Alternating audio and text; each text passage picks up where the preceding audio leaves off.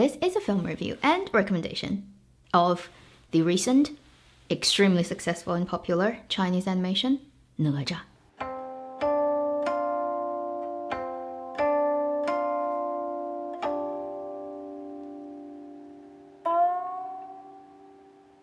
Hi, you're watching Avenue X, where a junkie on good storytelling shares her thoughts, knowledge, and occasional weird ideas on stories and how they're told, and also weird dress-ups. So this is the improved female human version of the little god,哪吒. When this film came out, which is end of July in China in cinema, it was huge. So far, it has garnered a box office that is record-breaking for all animations in China's history, and it ranks second among all the films that have ever been produced in China that went into Chinese cinema. So a milestone for sure, and something that nobody see it coming. Like, people had expectations of this animation, but nobody really expected it to do this well. Right now, this film is widely available globally, at least in North America. It's in a lot of places, including a rather small city that I am in, and I went to watch it for the third time. So I watched this film in cinema in China twice. This is the third time, and I watched it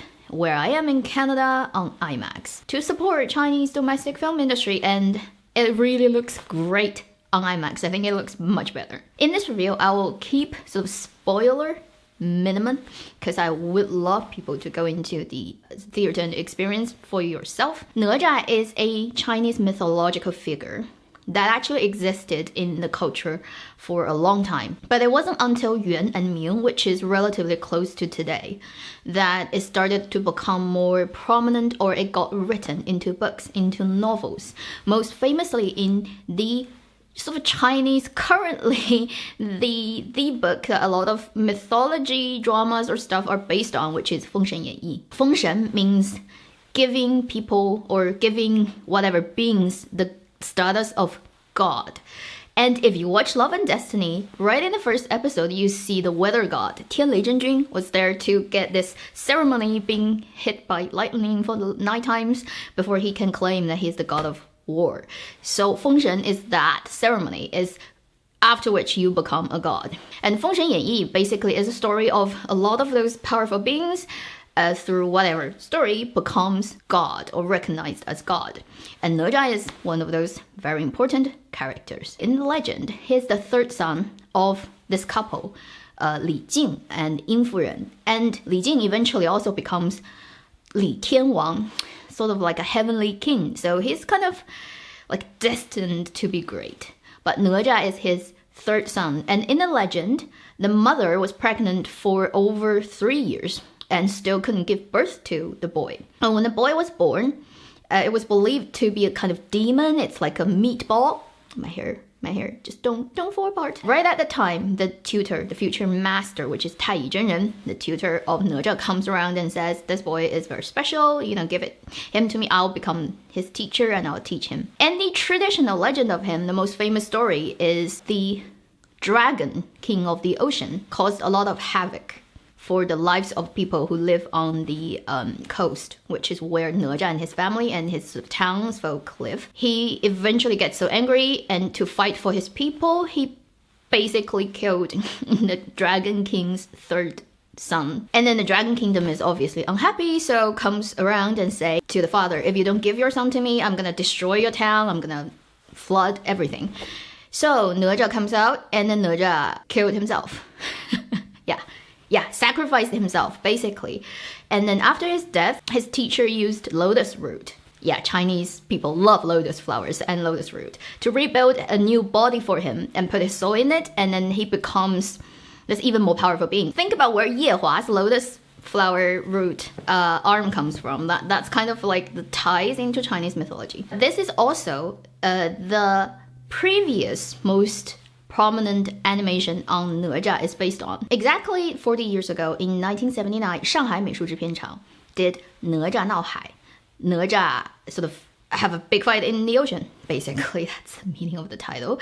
And that was back then, definitely like 2D hand-drawn animation and extremely well accepted and very, very sort of even prominent till today. So exactly 40 years later, in 2019, we have a 3D version. It's about哪吒as well, but a completely retell of that old story. And the main character's relationship stay the same. Ah, my hair, please stay. Yeah, a shitload of bobbing pins. What happens exactly are very, very different. I don't want to give it up to you, but it's a totally different story in terms of how people treat each other, what actually happened between them, what they did for each other, who are the enemies and who are the friends.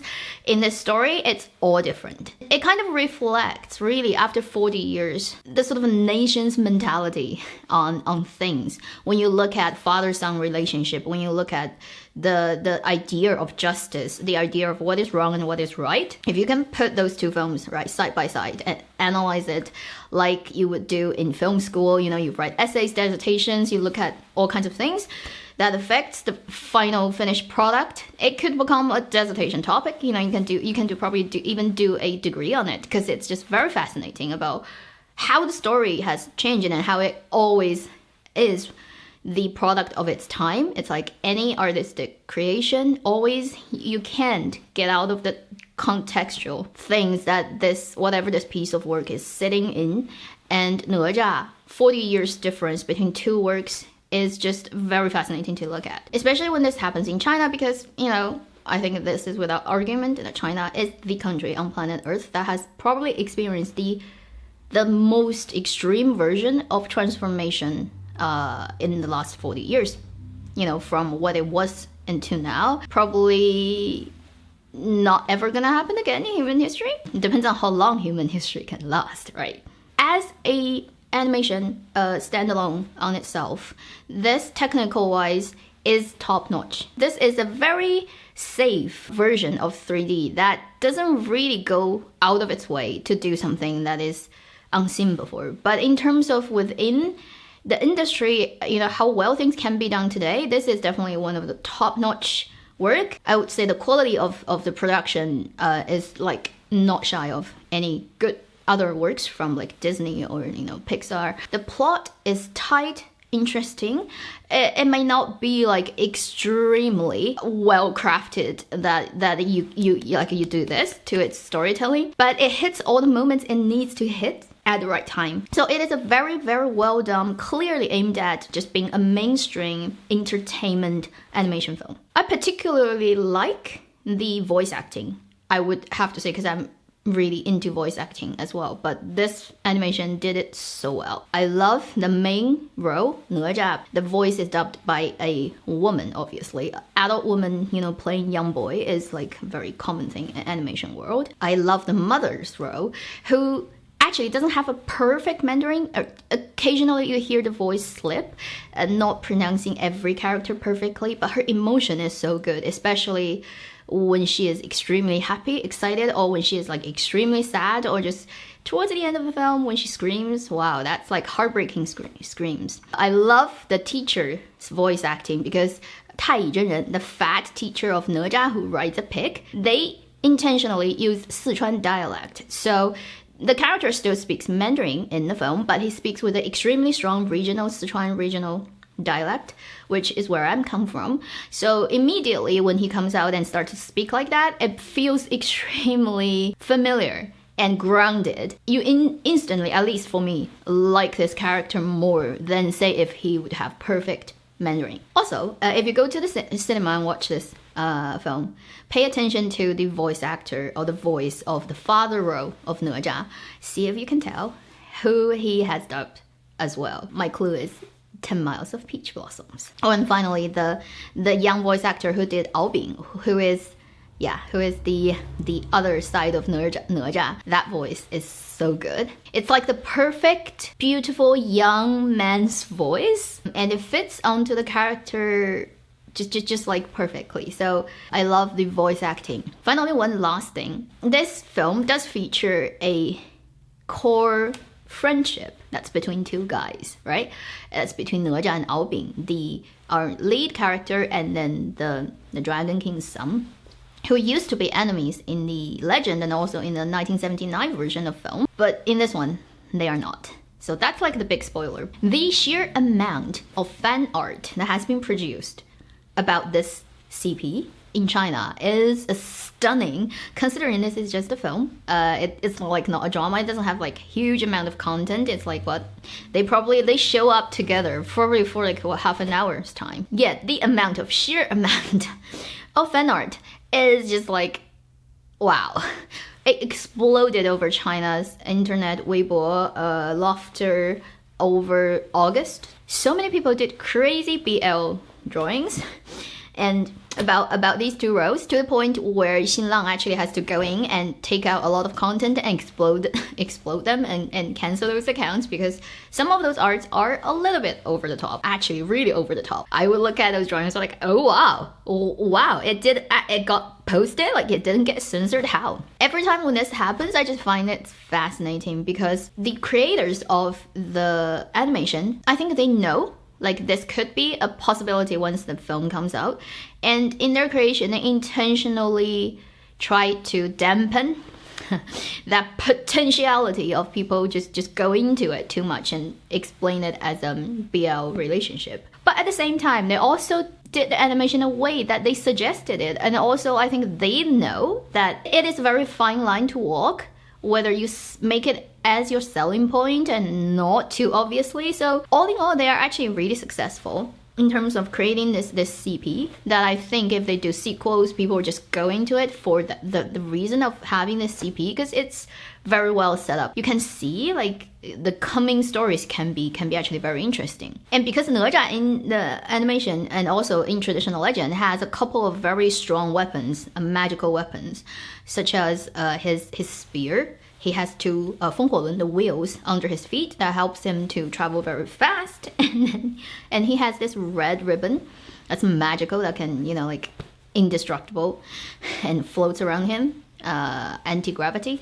In those drawings, all these things gets repurposed as sex toys, and in the most imaginative ways possible. So it's actually really fun to look at those artwork. I'm like, oh, I see where it's coming. I'm like, yeah, obviously, that's what you would use it for. Yeah. A lot of those drawings are now no longer available on Weibo because they're too explicit. Finally, because this is the second finally I've said. Just about the film and animation industry in general, although this is like unexpected in terms of how big it got, the director Jiaozi expressed so much like gratitude and surprise, really. He literally drew like every 100 million box office the film passed, he did a drawing and posted it online. So he was like drawing every day for August. Well, that's good drawing, you know, that's happy drawing. A lot of people were like, oh, this is the spring of China's animation. I'm like, no, it's not. And everybody in the industry knows China's animation industry is not regulated, it's not industrialized, it's just all over the place.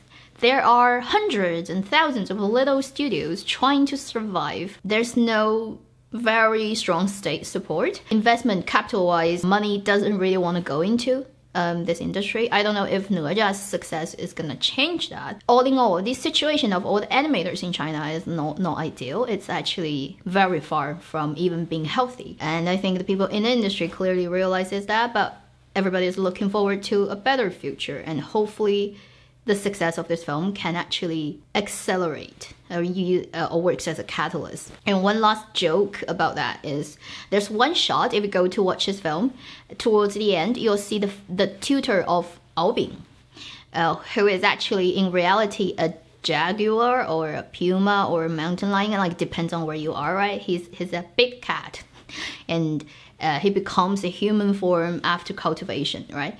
And there's one shot when his face would transform into the animal and transform back. For that one shot, the going joke that the director shared with everyone is they basically had all those designed and then they send it out to various small studios to render it. And the artist who got the task to render that shot works in a small studio. He tried for months to do that shot and still couldn't get the final result that he wanted. He got so frustrated, he quit his job, and then he went looking for another job in the same industry. Then when he got to the new studio working, the first job he got, guess what?